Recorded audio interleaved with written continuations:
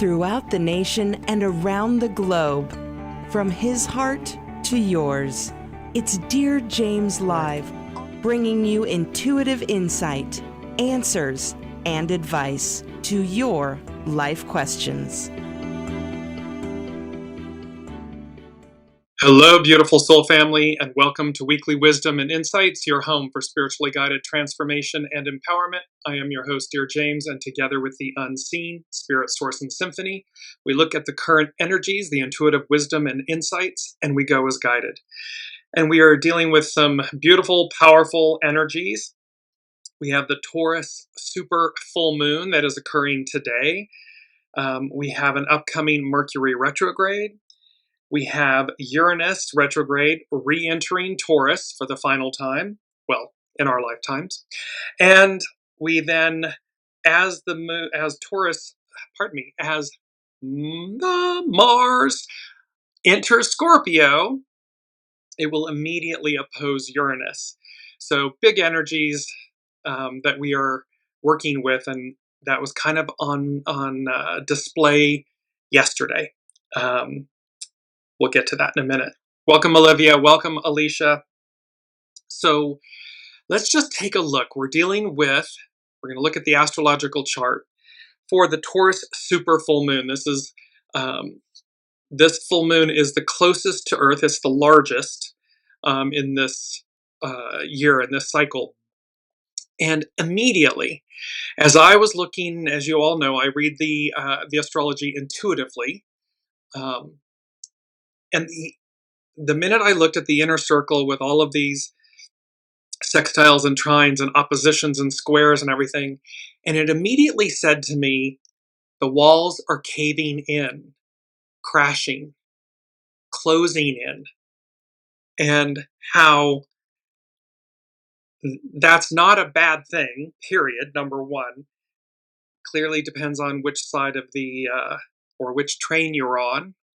But the walls are caving in, crashing, closing in. And then I heard the phrase, a controlled burn.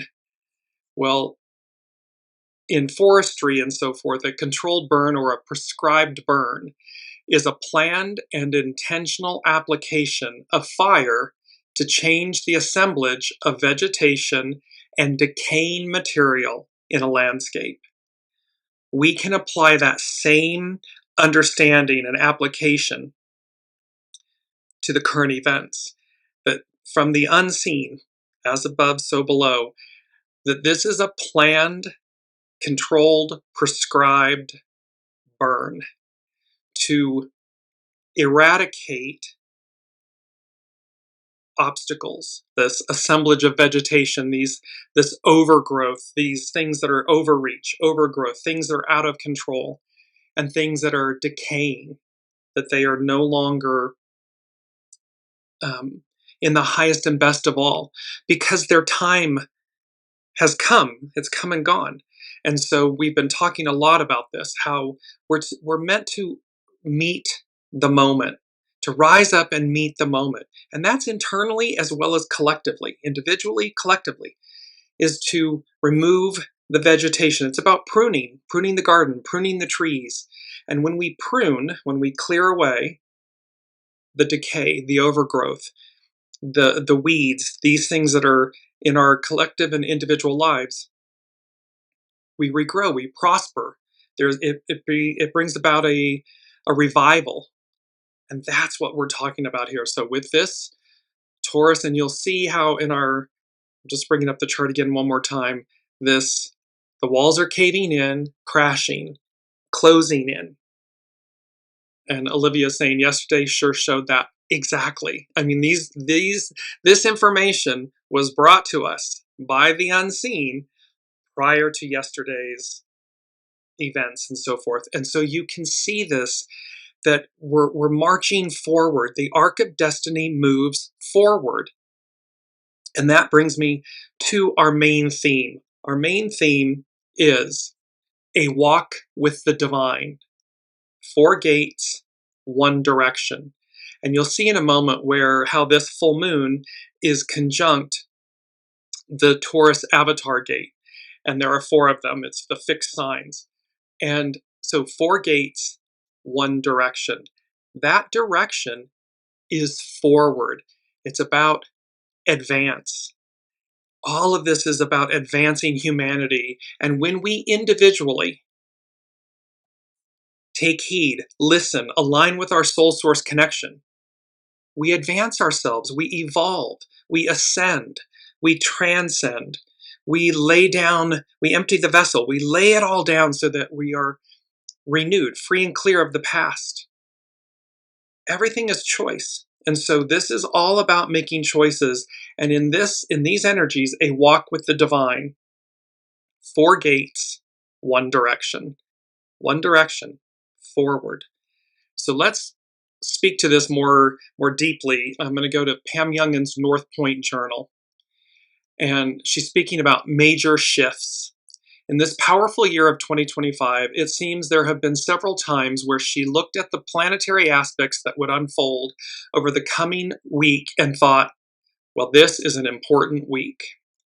This coming week, the week we are in, the first full week of November, is another one of those periods that feels highly significant, when we are likely to experience some major shifts. It was seismic, major shifts. And, the influences we'll be working with over the next 7 days include the ongoing effects, and here's a lineup of planetary as above, so below. So the influences we'll be working with over the next 7 days include the ongoing effects of the revelatory Jupiter Eris square. Square is a frictional aspect in astrology, and Eris is the goddess of discord. Jupiter is the great benefic. So we've got this Jupiter Eris square, Mars's ingress into Sagittarius, an immediate opposition to surprising Uranus. Then we have a full moon in resourceful Taurus. Venus is going to enter Scorpio, and then squaring Pluto. It's going to square Pluto. And then Uranus's return to Taurus, and Mercury stationing retrograde on Sunday, November 9th. There's a lot happening. And these are big aspects. Yes, they happen, yearly and sometimes monthly, but not all of them. And here Uranus returning to Taurus, but Mars immediately squaring it. And Mars and Uranus is like big brother, little brother. And so this actionary aspect. And we have this super full moon. The peak of the current lunar cycle occurs this Wednesday when the moon, that's today, when the moon at 13 degrees, 22 arc minutes of Taurus opposes the sun at the same degree of Scorpio. This full moon will be a supermoon, occurring when the moon is at its closest proximity to Earth and will visually appear larger than other lunations. A full moon usually exaggerates emotions.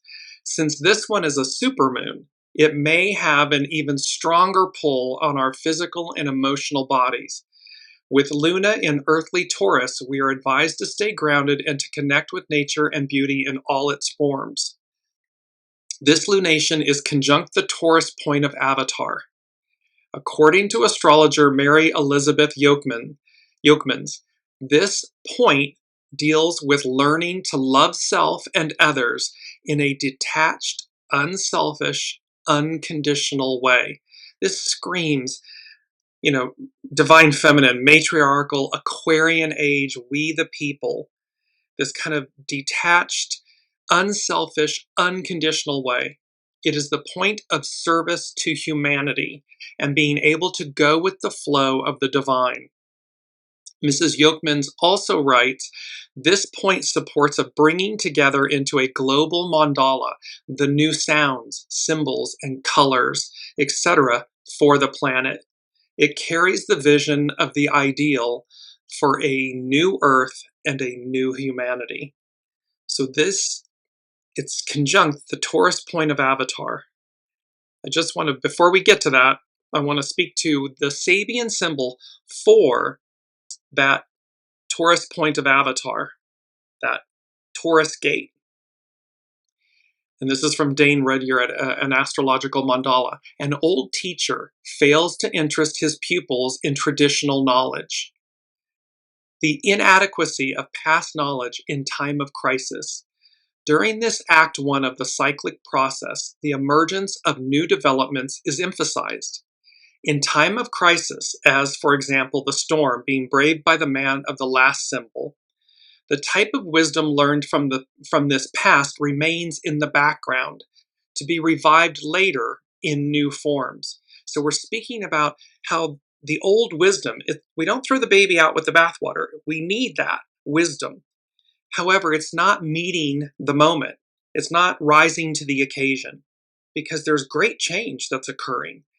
And so it's left in the background to be revived later in new forms. New forms. We're going to take what we know and apply it in new ways. What is emphasized is change. Traditional concepts are not adequate to confirm the new conditions of existence. The old way doesn't work anymore, and we've been speaking about that for quite some time. Thus, whenever this symbol comes to a seeker's attention, it indicates that even the most consecrated tradition does not have the real answer to the problem. At this stage of the cyclic process, a seemingly negative picture is shown. From the Zen point of view, the mind facing trouble should not depend on past concepts, but should repeat, not this, not that, until the pure void is reached. This is talking about how when we speak to not this, not that, until the pure void is reached, it means until we absolutely have the clarity that we understand what the new before us is ushering in. It's ushering in unity, oneness, matriarchal, divine feminine, Aquarian, we the people, the collective, and how in service to that ideal, in service to the soul, to the unseen,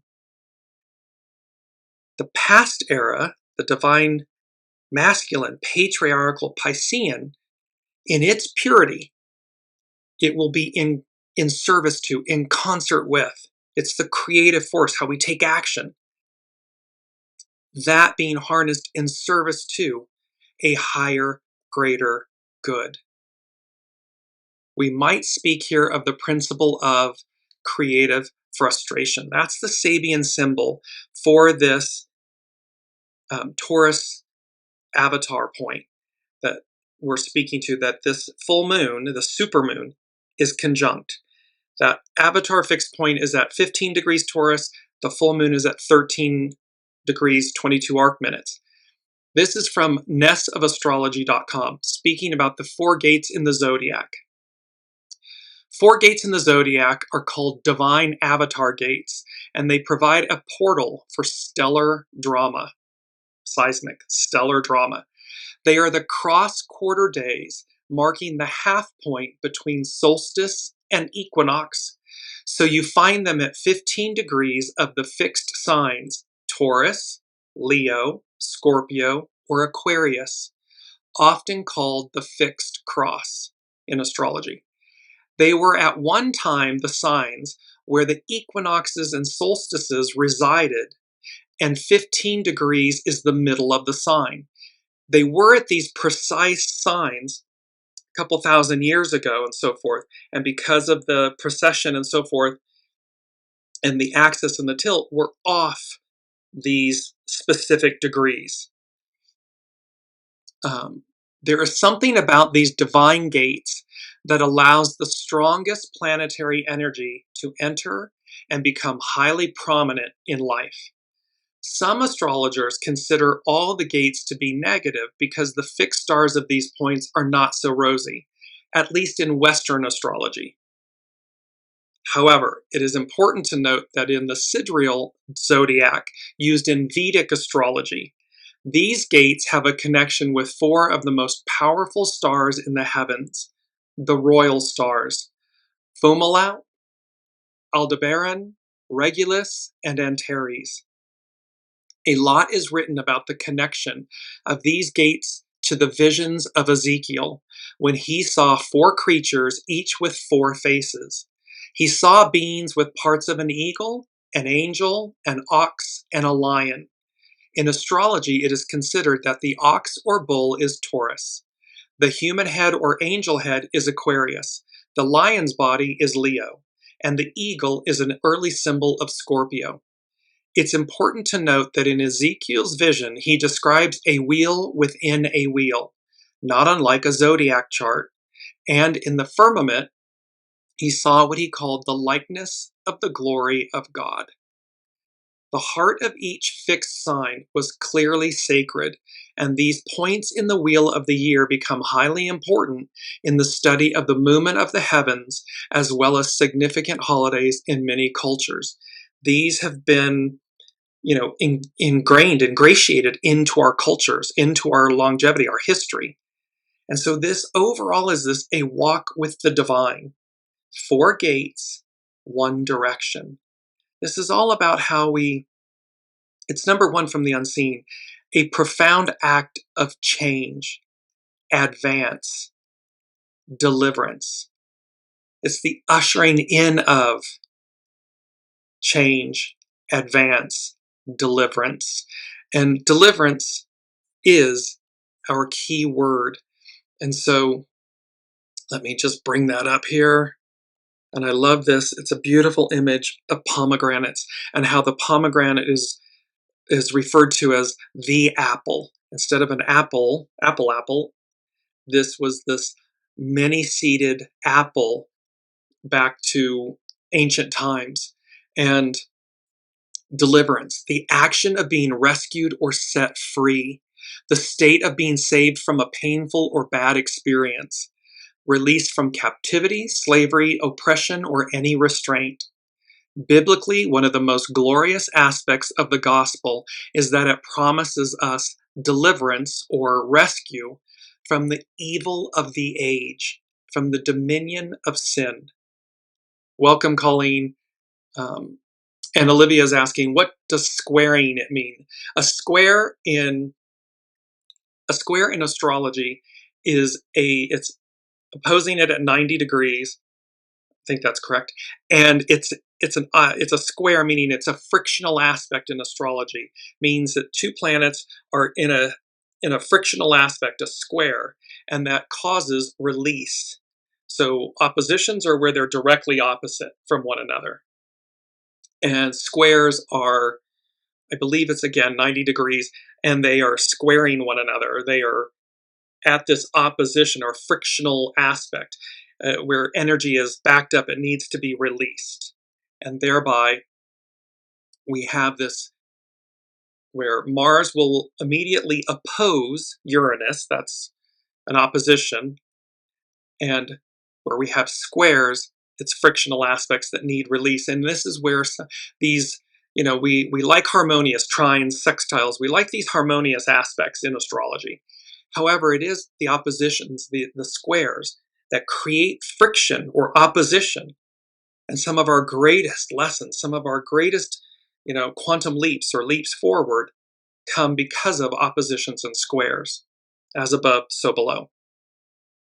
So we're talking about our keyword deliverance and how it's this act of being liberated. And the unseen is saying a profound act of change, advance, deliverance. And number 2, it goes with our main theme, a walk with the divine, 4 gates, 1 direction. And they said, to walk a mile in my shoes. And then I heard, judge not, lest thee be judged. It's Matthew 7:1. And so here's the divine, the unseen, the divine family saying to walk a mile in my shoes. And walk a mile in my shoes is an idiom that means you should try to understand someone's experiences and perspective before judging them. The phrase encourages empathy and reminds people to consider what someone else might be going through, often in the full context of the saying. Before you judge a person, walk a mile in their shoes. And so we have this aspect of empathy and non-judgment and again, Aquarian, matriarchal, divine feminine, we the people, there's a sense of non-judgment. There's a tremendous aspect of non-judgment, of purity, of walking a mile in someone else's shoes. It's about empathy and understanding. The phrase is a call to practice empathy by attempting to see the world from another person's point of view. When we do that and we are not in judgment, then we have greater empathy, understanding, uh, compassion. That's the word I was searching for, compassion. And it's a reminder not to criticize, abuse, or accuse others without knowing their full story. We never know what someone else is going through, and that's not a hall pass for bad behavior. By all means, it's not about allowing, people only treat you the way you allow them to. It's not about taking on someone else's abuse. However, it's about being extremely mindful of not judging others to create, because we're either contributing to the positivity in the world or we're eroding it. And that's a choice. And this is where to walk a mile in my shoes, and then judge not, lest thee be judged. And that beautiful aspect of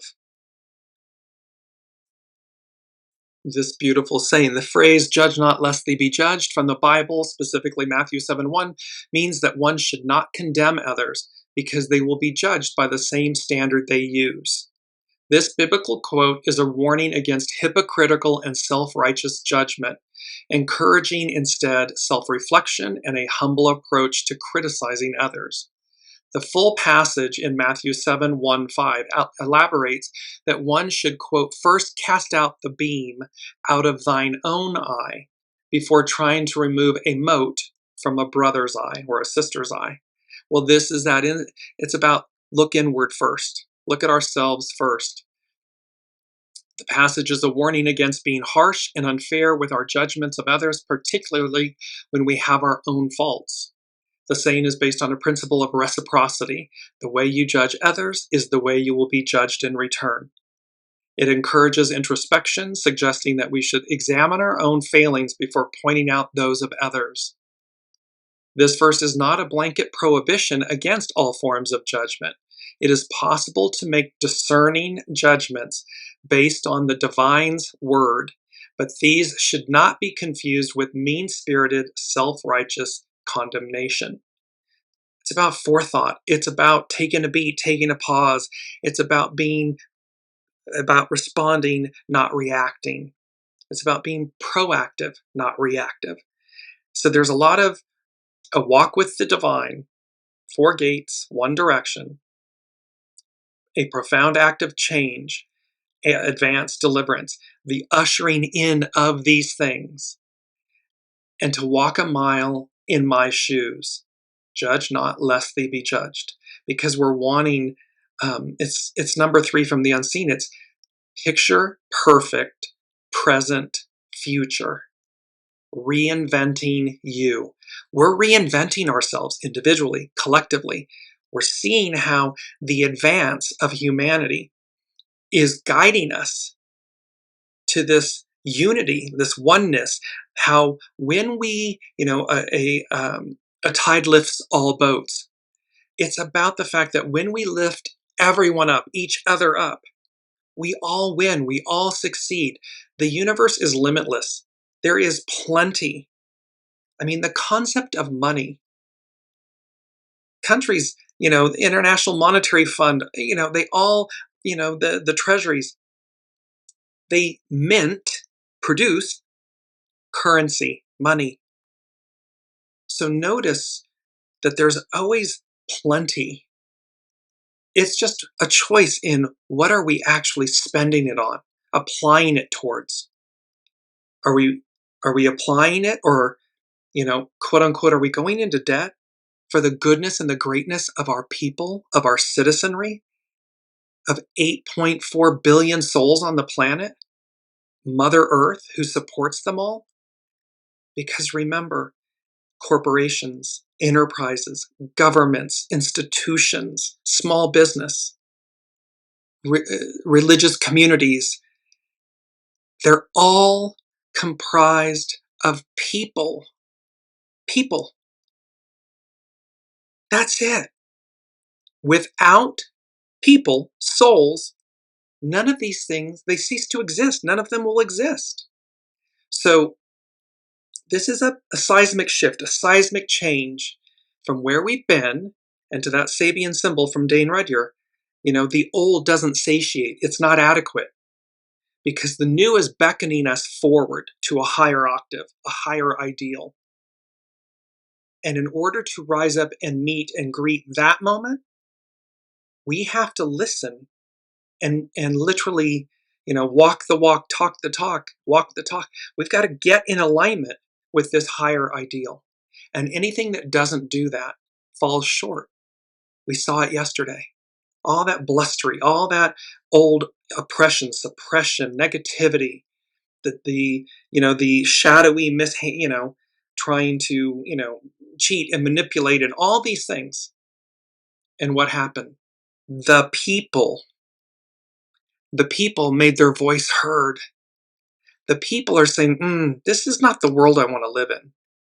This is not the form of government or institution or business that I wish to be a part of.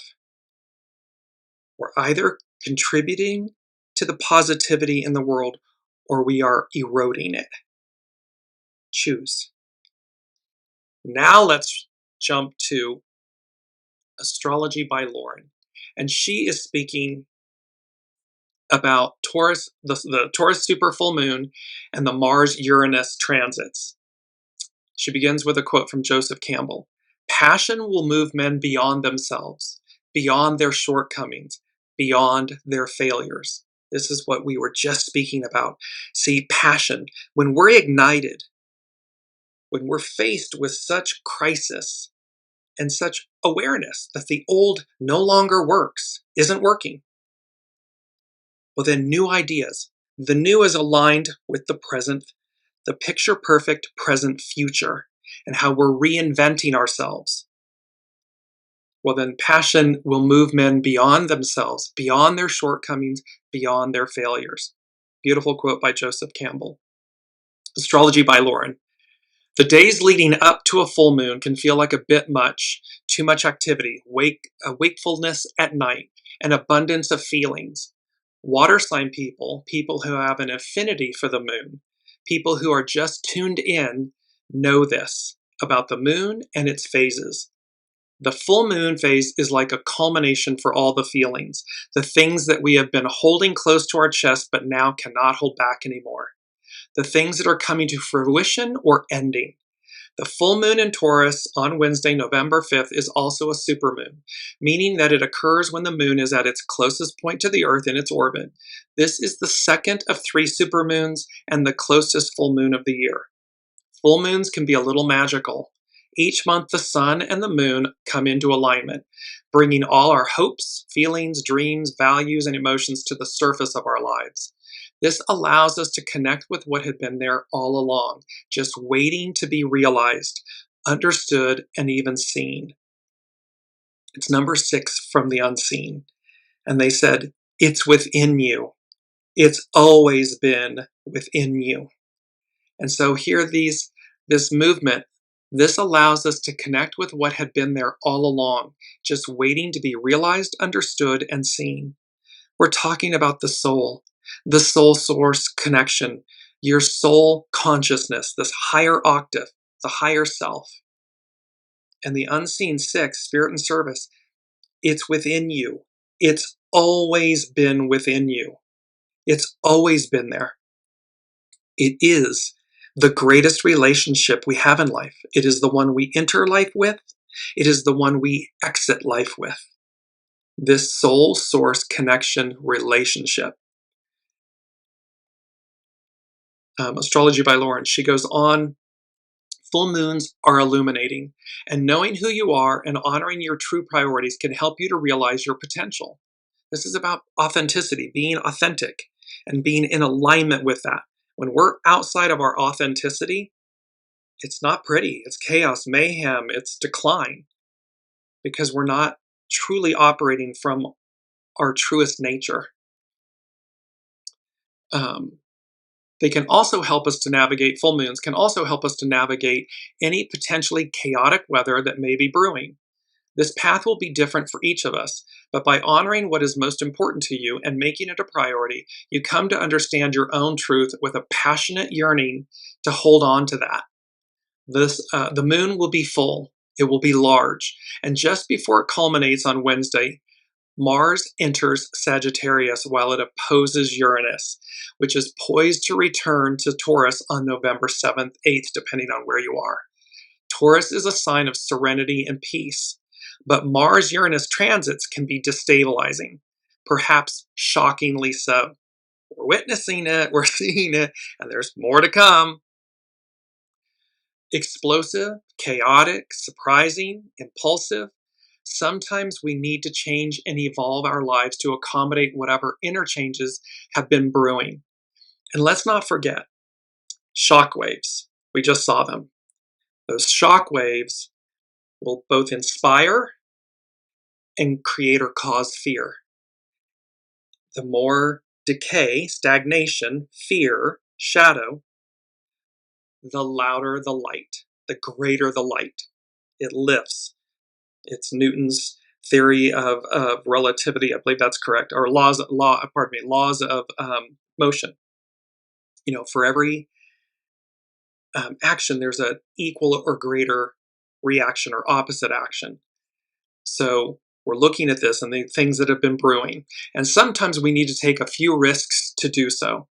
But what we don't want to do is to throw the baby out with the bathwater. Hold on to the things that are important, even as we navigate whatever unexpected changes, twists, and turns that the Mars-Uranus transits may cast upon us. Hold on to what matters. So this is about staying the course. And we're going to be working with, let me just bring this up really quickly. We're going to be working with hexagram 5 and hexagram 25, nourished while waiting, patience, and innocence open, because these are the numerological aspects we are dealing with and energies that we're dealing with in these current energies. So it's to remember, because it's about deliverance. This is delivering humanity to the next octave of our being.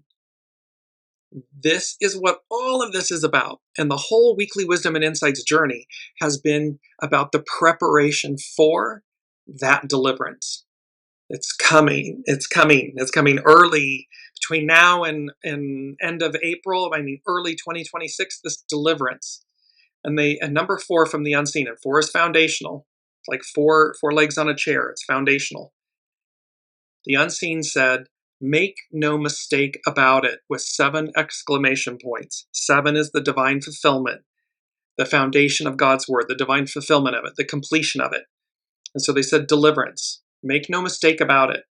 And make no mistake about it is do not be deceived into thinking otherwise. And it's used to stress the truth or accuracy of a statement or something. So we have this deliverance, make no mistake about it, 7 exclamation points.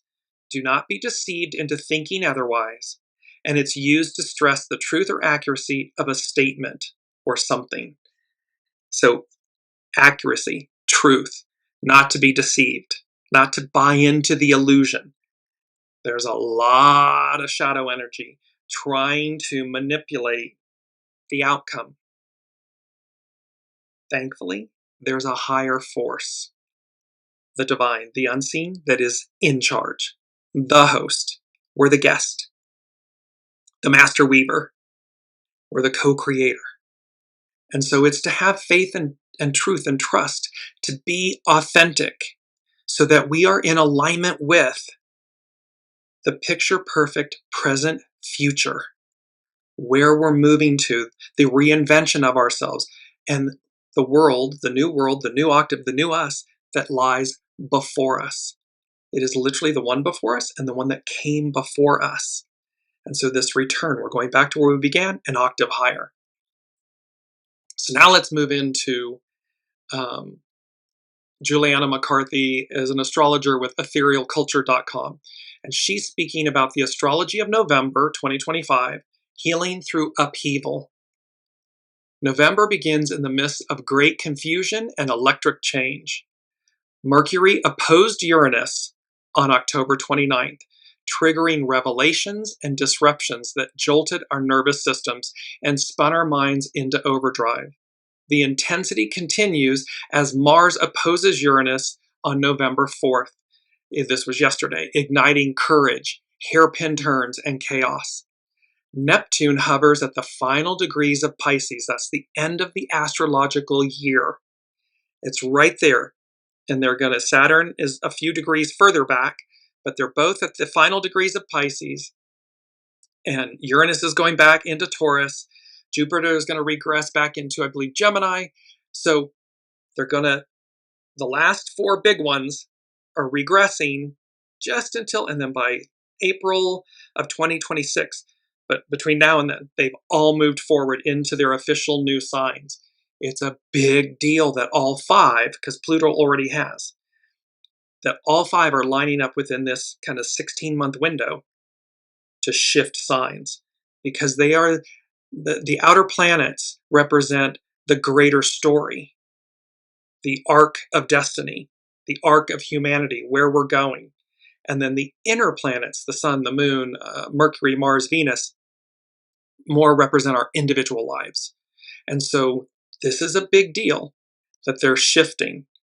All of this kind of igniting and chaos and courage and hairpin turns, all of this. And that Neptune hovers at the final degrees of Pisces, further destabilizing us by blurring boundaries and obscuring truth. This is always a hard word for me. Sterility reigns as old structures dissolve and uncertainty deepens. The key is to release our need for control and trust with a capital T, especially since we can't see what's next. We can't see every single exact moment and move. However, we can feel it. That's why the shadow, the patriarchal, divine masculine, Piscean era institutions, ways of thinking and doing and so forth are fearful. Those that have led that are fearful because they know, they can feel it. It's changing. The tides are turning.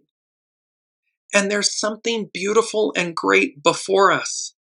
We just have to have the wisdom and the trust and the faith and the courage to align with it, to not be afraid of the unseen, of what's before us.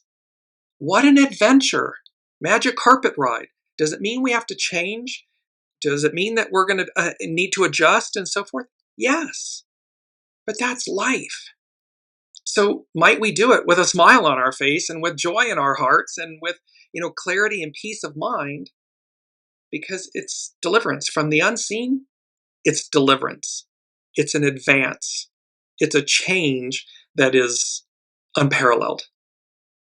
Continuing with ethereal culture, Juliana McCarthy. The urge to break free is immense this month. Yet amid Uranus's lightning bolts, November invites us to slow down and integrate the upheaval that's been rampant since late July. 3 consecutive grand water trines, and we spoke about these grand water trines in a couple of previous episodes, anchored by a rare Jupiter-Saturn trine, trine's a harmonious aspect in astrology, offer profound healing and emotional support throughout the latter half of the month. This is like getting a rose bath or, like a milk bath, or these energies, the grand water trines, the Jupiter-Saturn trine, these beautiful harmonious trines that are going on. It's from the unseen, as above, so below. They're nourishing us, they're bathing us, they're embodying us with water, emotion, things that soothe, because this is a big time of transition. And we should take note and take heed of that and value and appreciate that we're being nourished and supported, loved by the divine, by the unseen, being shown the way forward. The only obstacle is whether or not we're listening and choosing to accept that and to embrace it. Embrace the change, embrace the renewal, the reinvention. So we have this emotional support throughout the latter half of the month. This is a welcome relief. At the same time, Mercury retrograde turns us inward for reflection, review, and recalibration. November is a beautiful month for rest and retreat and to forgive ourselves for any trouble we found ourselves in. The grand water trines are ready to wash away our jagged edges and allow us grace. Liberation. This is literally deliverance, liberation. Liberation and breakthrough surge throughout this month. The planets are encouraging us to let go of whatever keeps us confined, suppressed desires, inauthentic expression, outdated relationships, and limiting beliefs. It's about letting them go, purging them, while deepening our capacity for truth. We're invited to embrace sudden shifts while also taking the time to process, feel, and integrate. By month's end, we'll have slingshotted into more aligned chapters, leaving old constraints and obstacles behind. Neptune's dreaminess reminds us that we don't need perfect clarity to move forward. We only need to surrender and allow for our divine unfolding. So Juliana McCarthy, etherealculture.com, is speaking. I loved this. By month's end, we'll have slingshotted into the more aligned chapters, leaving the old constraints and obstacles behind. The astrological influences in the last episode was slingshot, bullseye, bullet point, point of entry, that the sun was pulling back the slingshot and they were going to hit. It was aimed right at that final degree of Pisces and the very beginning degree of Aries, that change, and that they hit the bullseye. That this is intentional, it's a controlled burn. This is about the old, the walls are collapsing, caving in, and all of this is gonna, and it's intentional, it's divine, it's intended for us. It's not happening to us, it's happening for us. And here, by month's end, we'll have slingshotted into more aligned chapters, leaving old constraints and obstacles behind. Juliana McCarthy continues, as the air cools and the trees grow bare, may we drop into truth and release our need for control.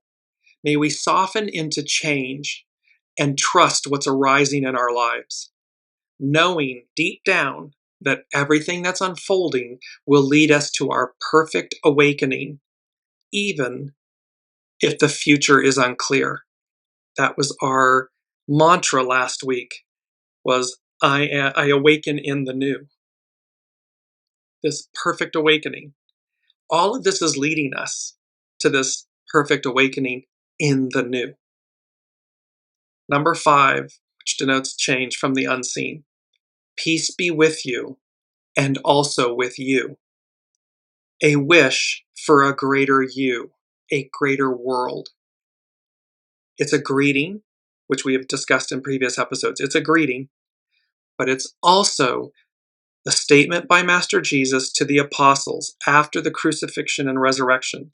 They were fearing for their safety. They were in a room with a locked door, and Master Jesus appeared. And he said to them, peace be with you.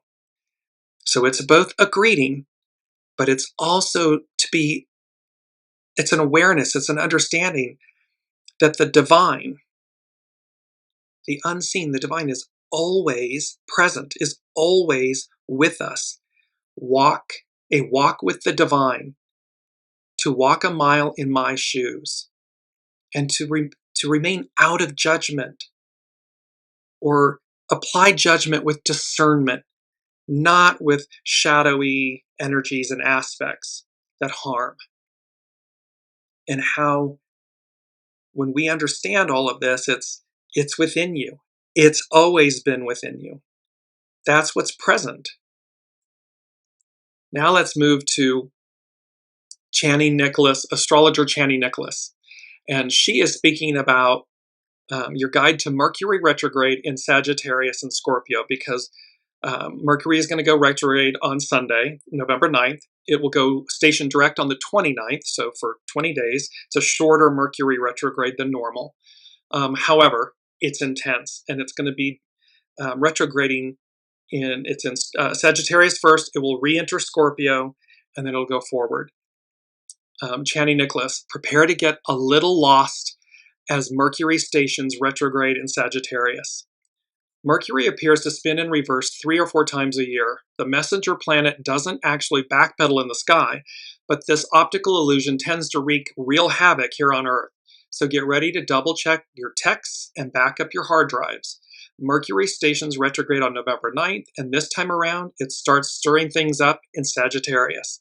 And it's to remember, when Mercury is retrograde, unless it is something that is a continuation of something that's already been worked on, or that type of thing, you're not to buy unless you absolutely have to. Don't enter into contracts.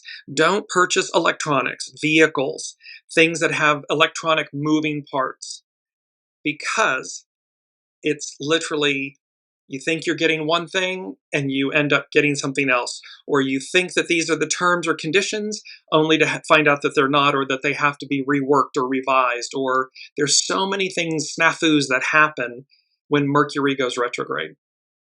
Channing Nicholas. Mercury is in detriment in Sagittarius. It means it's not in its happiness, its happy place, meaning it doesn't have the easiest time in this sign. The planet of thinking and communication loves gathering information and digging into the details, while the mutable fire sign, Sagittarius, would much rather ditch the microscope and take in the big picture. In other words, during this transit, our conversations might be grander and more inspiring, but our messages might get lost in translation. Lost in translation was number 5 about change. Number 5 in last week's episode. Clarity returns, revives itself. So this lost in translation, clarity returns and revives itself. We're seeing clarity returning. There's a clarity about the future. We're seeing it. We saw it last night, in the outcome and the results of things, that there's an understanding of what the future is and what the past is and how to get there. So in the big picture, in other words, in the big picture during this transit, this Mercury retrograde, our conversations might be grander and more inspiring, but our messages might get lost in translation. This isn't a bad thing. It just means we may want to take everything with an extra grain of salt, and we'll have to be patient when the clearest answer or solution doesn't immediately reveal itself. So this is about slow down, gear down. That's the beauty of Mercury retrogrades, is to just slow down. It doesn't mean do nothing. It just means slow down so that you can revisit, re-examine, re-look at, rethink before taking action. This is also a great time to check your internal compass. Do you feel like you're on the right path? Is there anything you need to adjust? Where have you felt the need to reroute? If you're not sure of where to turn next, this is part of Mercury retrograde's medicine. Admitting you're lost or confused is the first step toward getting back on track. And it's that beautiful statement, you're never lost, you're always somewhere. And so when you just say, where am I? Just close your eyes, sit, take a breath, clear your space for 5 minutes, and just say, where am I? You're going to hear exactly where you are. And then you'll know to ask, what steps should I take? Or what's next? And you'll receive an answer, a knowing. And thus, that's what you do or don't do, as the case may be. Mercury retrograde in Scorpio dials up the intensity. This is Channing Nicholas, astrologer. Once Mercury backtracks into Scorpio on November 18th, the second part of this retrograde period may feel like a major vibe shift. The Scorpion of the zodiac isn't interested in making surface-level small talk or playing nice just to keep the peace. It would much rather cut to the core of the matter. In this piercing water sign, the planet of communication boosts our courage to, quote, go there. And until it stations direct on November 29th, we may be returning to some unfinished conversations, unanswered questions, and unsolved mysteries. This is all about going back. And remember, all 4 of the remaining outer planets are retrograding: Saturn, Neptune, Uranus, Jupiter, to finish up, tie up loose ends, finish up business. Well, here's Mercury doing its part to, go back and look at unfinished conversations, unanswered questions, and unsolved mysteries. There's a lot of re-examining, dismantling, deconstruction, bringing to the light what's been going on in order to empty the vessel and purge, purify, so as to completely move forward. Individually, collectively. It's going to happen. And again, the more we're in alignment with everything, the greater the arc of our advancement, our evolution, our transcendence. Now we're going to look at hexagram 25. And hexagram 25 is about innocence. Innocence implies a natural harmlessness and openness and pure intentions, unsullied by ulterior motives. The condition of innocence has less to do with age than with attitude. And this brings us to our first quote. Innocence springs from a heart that remains open to joy and wonder. It's about an open heart. It's about being safe within your soul self, your heart. There's so much when we, again, a walk with the divine, you want to enter the kingdom of heaven, you want the eternal life. Biblically, it says, be childlike.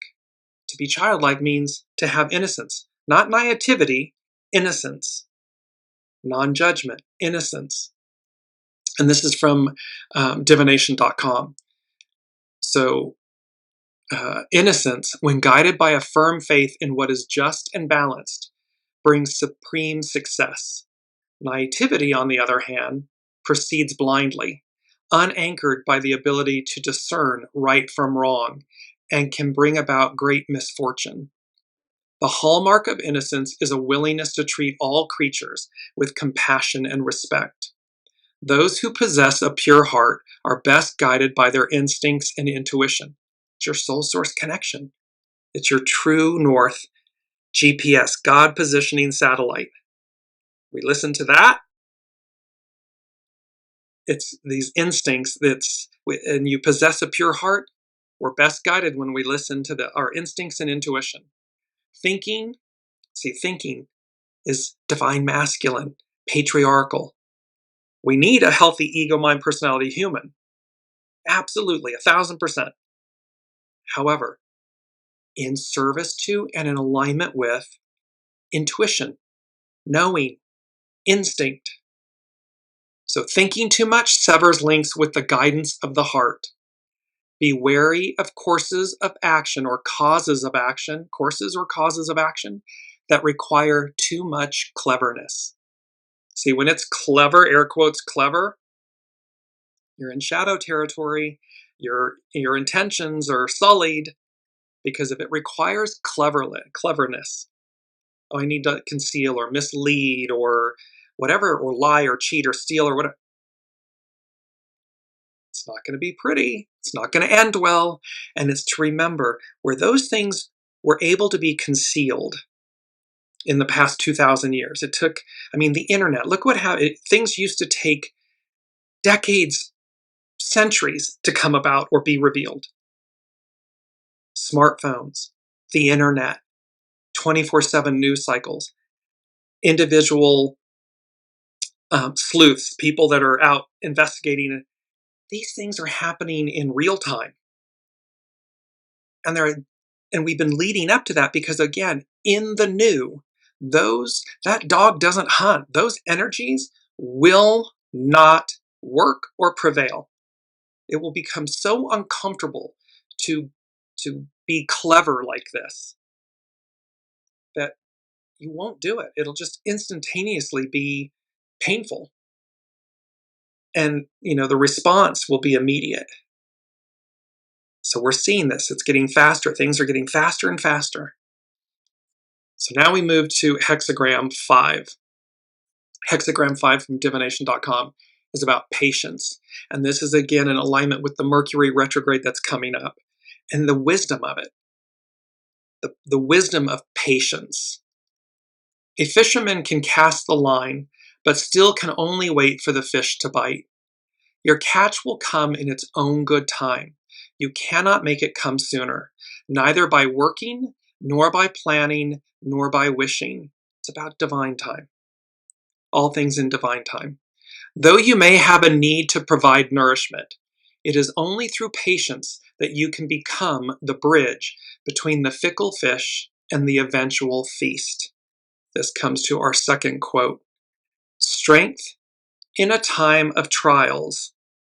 Oops, I think I have them in the wrong order, pardon me. Strength in the time of trial waits quietly, resolutely. This is an image of Master Jesus sitting in prayer. Strength in a time of trial waits quietly and resolutely. There was a great awareness that Master Jesus understood his fate, his destiny, his role in what was to take place. And faced with that, courage, strength, trial, quietly, resolutely rising up to meet and greet the profound act of change, advance, and deliverance. A walk with the divine, 4 gates, 1 direction.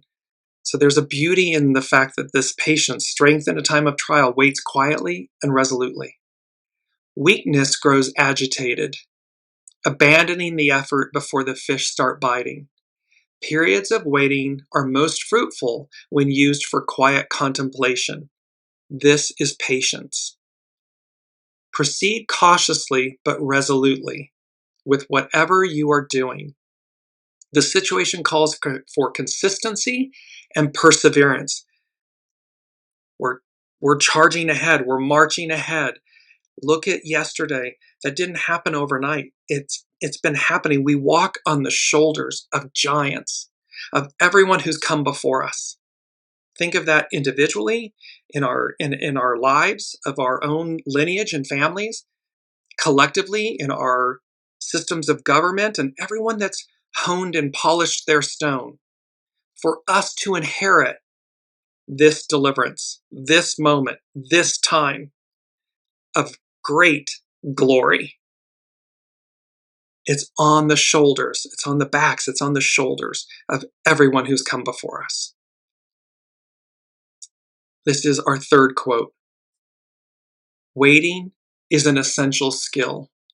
Patience, a powerful force. This beautiful image of the snail and crossing waters, this beautiful like reflective sheet of glass, of sheet of water. And it's the waiting is an essential skill. Patience, a powerful force. Time is an ally for those with inner strength.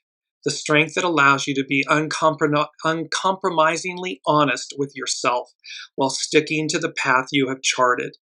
This is about looking at ourselves. This is about being honest and truthful with ourselves. So that is what we reflect and offer others. It's sticking to the path that you have charted. When you persevere with a positive attitude, time weakens even the hardest obstacles. To rush anything or force results stimulates resistance and causes setbacks. At best, you achieve surface changes that may be reversed just as quickly. Steadfast waiting, holding to your integrity, leads to slow but permanent improvements. In the end, you accomplish something great. Be content to practice patience. Be patient with yourselves. Be patient with others. Be patient with this time. It's not easy. We are bearing witness to some of the most tremendous goo and shadow and cleaving and clinging to the past that we have ever witnessed in our lifetimes. It doesn't mean that this hasn't occurred before. I'm sure it has. And maybe we were perhaps present in those lifetimes. However, we are present in this lifetime. And it's number 3. It's that picture perfect present future, reinventing you. The divine is reinventing us, is reinventing the whole of the whole. Mother Earth, our experience with her. It's all being reinvented. We're being delivered. Peace be with you and also with you. a wish for a greater you, a greater world. It's within you. It's always been within you. And so how this moment in time, these profound acts of change, advance, and deliverance will deliver us into the new. And we're watching it play out on the world stage. We're watching the old collapse, the fears get louder and greater, and the light triumphing. It's like it's bringing it all up and out. It's messy. It's not fun. It's incredibly painful to bear witness. And for 8.4 billion souls, to every soul on the planet playing their role, thank you. When we get to the stage of being able to say thank you, it means we pierce the veil of illusion. We see the greater story, the greater arc of destiny. We have great empathy and compassion and gratitude for the role that each soul is playing. Our judgment is through discernment, not through condemnation and shadow. And ultimately, we rise. We all rise. Where we end up, because there are two trains, there are two worlds, there are two eternal existences that are spoken about in the Bible. So where we end up is up to each one of us. However, the ultimate outcome is known. The light triumphs over darkness. That's where we are. Next week is our final episode of Weekly Wisdom and Insights Season 4. And so I'm looking forward to see what the unseen has for us. And until then, again, walk with grace, with patience, Mercury retrograde, all these powerful energies that these beautiful astrologers are speaking to. And I'm just eternally grateful for the opportunity and the journey with each and every one of you that show up each week, your energy, your presence, and for all those that catch the replays and follow, like, share, subscribe, purchase an intuitive consultation. For all of that, I'm eternally grateful. Until next week, be well. You've been listening to Dearjames Live. Gain intuitive insight, answers, and advice to your life questions and so much more by tuning in next week and visiting dearjames.com.